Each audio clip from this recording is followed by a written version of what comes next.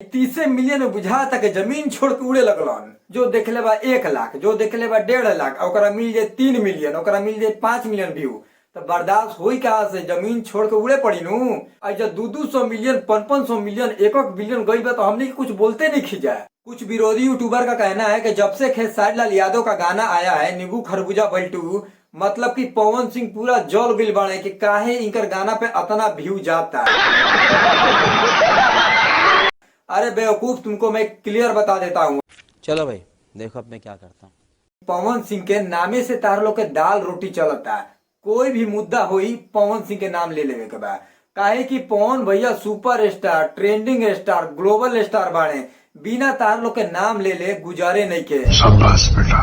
नून रोटी चलावे के बा नू, यही से पवन सिंह के नाम ले के बा। अब पवन सिंह के गाना में नहीं मिलोगे तुम लोग। कुछ भी कर लो, कितना भी ट्राई कर लो, कितना भी मतलब कि कह तो दे नहीं, क्लियर बता लो बताओ नहीं। पवन सिंह पास अपना टाइम नहीं है कि केकर गाना चेक करस। हाले पावर स्टार पवन सिंह के शूटिंग कंप्लीट भइला काले का दो। अच्छा। और बैक टू बैक उनकर गाना के शूटिंग होता, उनका भी इतना टाइम बा कि तार लोग के गाना के चेक करस व्यू के तार लोग के गाना के कितना व्यू गइल बा हैं। उनका भी खुद समय बा। तू लोग के बस इहे जिम्मा बा, बस पवन सिंह के घुसा देवे के बा। अगर पवन सिंह खोद दिए तो तार लोग से बर्दाश्त होई ना। लगभग लोग के किया है। यही से बबुआ जेकर रोटी खात रहो ओकरे गुनगान गा। बीच में पवन सिंह के काहे ला घुसे रहो कि पवन सिंह जल गए हैं खेसारी लाल यादव के गाना से। पवन सिंह ये हो गए हैं, कोहिनूर बना दिए हैं खेसारी लाल यादव गाना गाकर नींबू खरबूजा बैल। अरे बाप रे बाप, का दिन का हो गई भाई। 30 मिलियन और 36 मिलियन व्यू का चल गई यार। तो एकनी के जमीने छोड़ के उड़े लगल सन। जब 200 मिलियन 500 मिलियन 1 बिलियन गई बा तो हमने कुछ बोलते नहीं खिंचा। 30 मिलियन में बुझा तक जमीन छोड़ के उड़े लगलन हैं। भाई बर्दाश्त एकनी से होत नहीं के। काहे कि एकनी के स्टार्टिंग वाला व्यू बनू।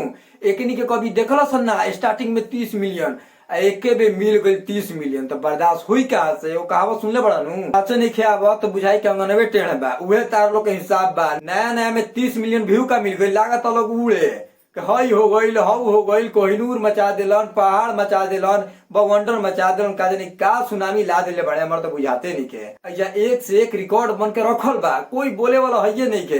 अरे यार बॉस के ये सब आदत नहीं है। खेसारी लाल एक बार आके बोल ना, लेकिन जो उनकर यूट्यूबर बड़े बुझाता के जमीन छोड़ के उड़े लगले भाई। नया नया स्टार्टिंग के व्यू बा भाई, बर्दाश्त हुई कहाँ से? पहले ही लोग के गाना में जात रहे 1 लाख, 1.5 लाख, 2 लाख, 3 लाख व्यू। अब तनी जाए लागल बा 1 मिलियन 2 मिलियन। तो बर्दाश्त होई कहाँ से यार? जो देखले बा 1 लाख, जो देखले बा 1.5 लाख, ओकरा मिल जाए 3 मिलियन, ओकरा मिल जाए 5 मिलियन व्यू। तो बर्दाश्त होई कहाँ से? जमीन छोड़ के उड़े पड़ी नू। उहे हाल एकनी को हो गई बा। बस इतने कहो भाई, पवन सिंह मुद्दा में मत पड़ो लोग, और ना ही पवन सिंह के बीच में घुसेड़ो लोग। कोई के खोदो लोग मत। अगर पवन सिंह खोद दिए हैं तो तार लोग से बर्दाश्त होई ना। तार लोग के कार्य में कमेंट सेक्शन में बताइए लोग। मिलते नेक्स्ट वीडियो में।